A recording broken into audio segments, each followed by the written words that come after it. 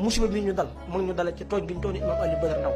fii ak defuñ journée nationale jéggalu imam Alioune Badara Ndao jéggalu ak njabootam dédommage ak njabootam yàlla xam na ne yàlla du wàcc yërmande ci Sénégal ndax mosuñoo tooñee nit niñ tooñee imam Alioune Badara Ndao Sidy Lamine Niass mi teel a xam fi yëfi jëm moo tax mu recevoir ko ci biiram jox 1 million ne ko maa ngi jéggalu Sénégalais yi man comprendre naa imam Alioune Badara li ñu ko tuumaal kilifa diine yëpp ne ci tekk xaar mais quand même bi ñu ko attee ba ne deful dara boobu kilifa diine yëpp waroon taxaw fëgg ci taabal ci ne ko Macky Sall tooñ ka ñu ndax bu ñu wax nit diine du sant dépend ma dara tey jii boo nee Cheikh Thioro kilifa diine dafa ko teg man ma di politicien mais kilifa diine kay mooy ki nga xamante ni heure bu xëyee ci diine lay nekk imam Alioune Badara bu dul kilifa diine amul ci Sénégal imam Alioune Badara dama koy waxaat bu dul kilifa diine amul ci Sénégal